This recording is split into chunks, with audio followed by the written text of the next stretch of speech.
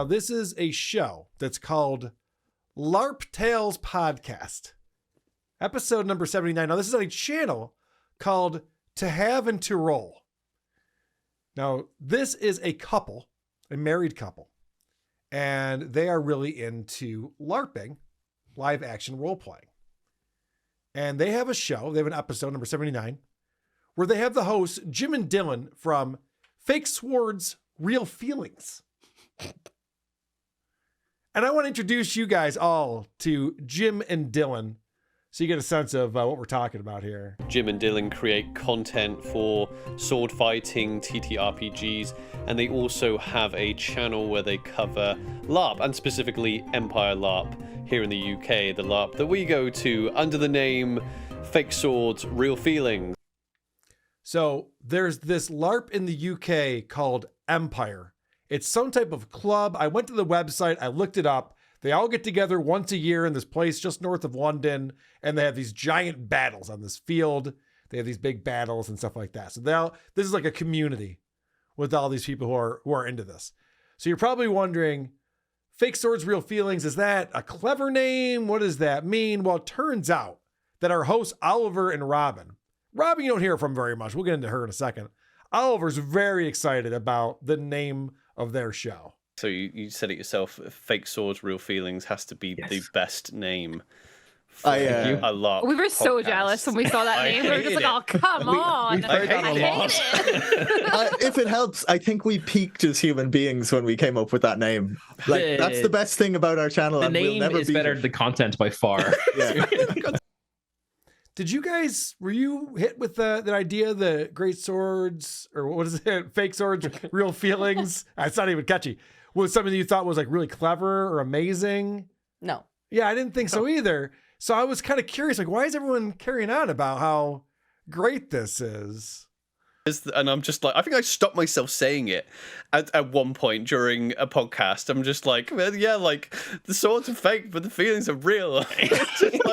Don't stop yourself. We need that advertising, okay? It's all about that growth. I have seen that. Like, I've seen with like external audiences who don't do LARP, we'd be like, oh, we have this thing called Fake Swords, Real Feelings. And I'd be like, huh. And then you say it to someone from LARP and they're like, oh, that's a great name. Yeah, the stark difference. Like, it gets better every time you hear it. Ha! Good gag, huh? So apparently there's nothing to this. I thought I didn't know what maybe there's another word for feelings or it means something else and LARPing or there was something else going on. No. It basically means they play pretend, but they're really into it. Yeah, they're super passionate about their fake swords. Yeah, it's very similar, I think, to the hobby that you brought to us, where these are adults who are playing make-believe and are way too into it. I would even contest to say that playing make-believe is already ridiculous. Even just kind of half-assing it, that's ridiculous. But if you're playing make-believe and you're this excited about it, there's something wrong. You're missing something in your life. Who am I to say, though, right? Well, that's a good point. You and I both hate adults that dress up at Halloween. Correct. But when it comes to unless they're bringing your dolls out in public or this shit, yeah, we will give them a pass. It's just once a year. Yeah, right. If this is what you do for fun, on purpose. Yes. Holy fuck. Please continue. All right. So you guys remember the movie Role Models. Now, this is one of the few movies I've actually seen. I'm proud of you. Yes. And I'm sure Andy has. I'm sure Lucy has. In the movie Role Models, the younger kids in it are into LARPing. Mm-hmm. And I believe it concludes with the role models getting into LARPing as well. Now, I asked my wife this today because I was working on this podcast. And I said, remember the movie Role Models? Did they portray LARPing as a cool thing in that movie? Do you remember seeing that and going, that looks pretty sweet? Do you guys remember how that looked in that? The exact opposite. Okay, that's what I thought. So let's find out what got these guys into LARPing in the first place. Really into like kind of role-playing through TTRPGs and that kind of thing. But yeah, like LARP had kind of been one of these distant things we'd heard about and be like, oh yeah. And we've seen role models and things like that. And I was kind of like, is it cool? Is it not cool? Well, we'd seen role models on one hand and then we'd seen like Drakenfest on the other. And we're like trying to be like, and even then, like low-key, I was like, that looks sick when I was watching role models. Oh, yeah, no, it looks very, very fun. It does look very fun. Oof. Can you imagine seeing that movie where they're goofing on this thing that these little kids are doing and going, that actually looks pretty fucking cool. I might get into that. I'd only seen a clip of role models, and I saw LARPing portrayed on What We Do in the Shadows, but I never saw it in real life until the other day driving over here to do a show. Yep. And I almost literally drove off the road laughing my fucking ass off. It looked like outtakes from the Holy Grail. You know what I mean? Yeah, right. Just hop around on one leg. Yeah. All right, so apparently Dylan had a wedding recently, and it was a secret wedding. He didn't want anyone to know it was a wedding. So they said, all right, it's our 30th birthday party. So he gets all of his relatives to come in. They don't know what that's all about. Jim is the best man at this wedding. And so Jim's job is to organize a stag party. Now, as Jim will tell you, he has no idea how to do such a thing. He doesn't understand what a stag party is, apparently. One of the big things about a wedding and being the best man is that your duty is to do the stag party, right? And one, I'm a loser, so I don't have much experience at that. And I then see this is going. Yeah. Okay. two, it was a secret, so I couldn't be like, oh, hey, all the guys, let's go do this thing. Why? No reason. I had to be like, what can I do? What can I do that involves, that I can do with just Dylan and me, you know? And like LARP had always, as Dylan said, been kind of orbiting everything we do, because we do a lot of martial arts. We have like sword fighting channels and stuff. And we're just like insanely into fantasy fiction, you know? Clearly. So I was like, And what not can I do girls. that'll bring all this stuff together? Yeah. And the obvious answer was LARP, you know? So I was like, I'm going to sneak him into a LARP without him knowing. And it'll be his stag party. So All right, but the great ideas for the stag party doesn't stop there. Did they bring the strippers into the LARP? Great question. That comes after chess analysis. That's a and, very good question. So let's find out. Jim had this brilliant idea to include into the stag party. like it was going to be his test of metal was to prove himself to his love, and that was going to be the whole theme of the stag, was to I was like, That's a good idea, though, Jim. That's so I was very proud of my idea. It is a very good idea. It's a good idea. execution. So he had to prove his love to his wife at his stag party? So they were fighting with their dicks, not with their swords. Maybe. That would have been a better idea than what they actually did, though, because stag parties are about blowjobs from strippers and secrets you keep to your grave. That's what stag parties are about. But these idiots are like, hey, why don't we like get dressed up and play with swords and stuff? I know. Okay. Well, I thought we'd take a day off, but okay, if that's what you want to do. Well, these Well, guys... there's such a thing as stag parties where they have like topless women with paintball helmets on, and the naked chicks are just running around and you shoot them with paintball guns. Have you ever heard of that? No. I'd like to be invited to one That of these sounds parties. great. Yeah. Yes. Why don't they have this where they have whatever, some topless fairy princess hitting you with a styrofoam sword? He would love that. Nah, girls are gross, Andy. Let's keep that in mind. All right. Girls are icky. You marry them so that you have a house where there's a basement that you can retreat to play with your friends. So they do not just RPG, but TTRPG. And I was not familiar with this acronym. Do you guys know what it is? I know you do, Luz. I can tell by the look on your face. She doesn't know. You don't? Andy? Nope. All right. Tabletop role-playing games. Because there's so much role-playing with LARPing and also online, that now you have to specify that you're just playing D&D with your buddies in the basement. Oh, okay. So leave the costume at home, or Well, it's optional. that might be optional. That one might be optional for you. All right. So it turns out these guys aren't just into LARPing and swords and things like that, but they have this other YouTube channel that we might want to check out. Because, like, as I said, we do an incredibly niche YouTube channel called Way of the Heron, where we take the sword forms from the Wheel of Time. Oh my And god, I was just about to say, oh my god, you do Wheel of Time stuff. Oh my god. We do. Me Yeah, too. go check it out. Oh, Way of just the about to Heron. say. Oh man, I would ask you about what you all thought about the series, but this podcast will become an No, entire yeah, Wheel of Time completely thing. different Different. sphere of conversation. Don't even start. I'll come onto your show and we'll talk. Yeah. we'll talk But, about. Props to Oliver, the host, for recognizing that would get them off on a tangent.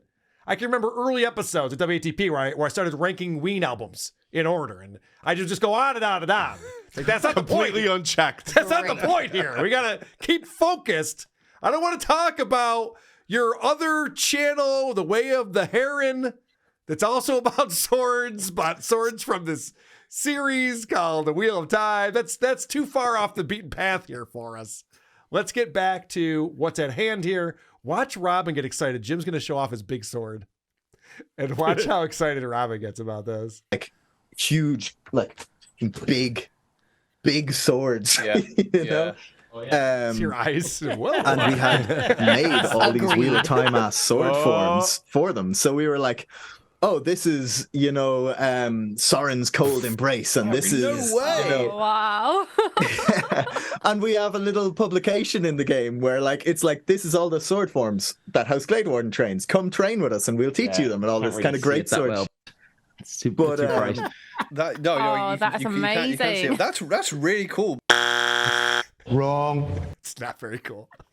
So one thing that Robin did make her BBC face, though. Oh yeah, she did. She was excited about that. She's like, "Whoa, I couldn't even handle that thing." Wow. I respect both Robin's silence and her reaction to big swords. Yes. Real swords, real feelings. I agree with you on that. So I think that LARPing and TTRPG are very similar to death metal and black metal, because nobody's just into it without creating it themselves. It's one of those art forms where it's like, we don't just play Dungeons & Dragons, we created our own. And you can now read the one that we put together and order this. And we also build swords that go along with that. And then you can get those. Only fun for those doing it. Right. It's like, it's so lame that they're like, well, I could do this. Well, yeah, of course you could. Anyone can make up a story about saving I know the how to princess. waste time. Yeah. Right. Dare me to. I'll show you. Yeah. So these guys are obviously, they're into the swords. They're into writing these books about swords and doing all this stuff. So you got to wonder, the combat part of LARPing, the part that you and I think of as the main part of it, where you're actually on the battlefield, having it out. How big of a deal is that? Now, you might notice that the math is a little off here. I think combat is still probably my favorite part of Empire, although for sure. I'm enjoying the rest of the game, almost. It went from being like 80-20 to kind of 60-50, how much I enjoy combat and outside of combat stuff. Yeah. So he's giving 110% because from 80-20 to 60-50, it's a real head scratcher there. I guess these guys aren't the good at math style of nerds He likes big swords that and we're used bad to. math. Yes. All right, let's find out more about math. We've also heard from our buddy John all about alcohol math. We've learned, he schooled us in that. We know all about how long a beer stays in your system. 60-50, that's the kind of beef I buy. Sounds like a pretty good steak to me. So this is LARPing math. If you're fighting 2 people, yes, it's twice as hard as 1. But when you're fighting 3 people, it's not 3 times as hard. It's 6 times as hard, and so it goes up. So you can't take when it's 4 against 1. You're just like, no, I'm never mind a whole line. Yeah. Would that be 12 times as hard? That's how exponents work. I'm wondering, though, if they know that because of the dice that you have to roll in those scenarios. Is that why? If you take out 3 guys, you got to roll the 6-sided die? There's no prime numbers involved there. Yeah. I'm wondering if that's... I don't know. It was very exciting for me to learn that fighting 2 guys is twice as hard. Fighting 3 guys, 6 times as hard. It's just math. All right, so Robin's not talking. We're 26 minutes into this show. She hasn't said anything. She finally decides to start having a conversation. It turns out she might be a slow adult. It was incredible, but you like Oliver said, there was that sort of element of choreography there because it was quite cool for certain heroes to fall and certain villains to succeed and so on. And absolutely that's leans incredible. into the drama of Dawn, so it's perfect for that. 100%, yeah. I think her accent is Downs Abbey. Because she is British, so maybe that's part of it, but there's something wrong right there. And as I'm listening to these guys talk about this, they're talking about the battles they have. You know, they get dressed up in the armor and then they have these fights. And the one guy died the first time he ever went LARPing and he found out it was harder than they thought. It's really no different than pro wrestling. I was thinking about Vinny before the pandemic. He used to be part of this wrestling thing and he was a manager and he'd get up there and he'd be the bad heel guy and say his awful things. People would boo him and then the guys would come up to fight. And the only difference is armor's way cooler than Speedos and tights. I just gotta give it to the LARPers on this one, I think. You're gonna start LARPing, aren't you? No, I'm not doing any. I'm not pro wrestling. I'm not LARPing. Oh, both of those are going on the wheel of consequences. You blew it. Oh, blew it. Vinny has to dress like a wrestler, not to dress like a medieval knight. Yes. And then we get into the ring. It's not a bad idea. All right.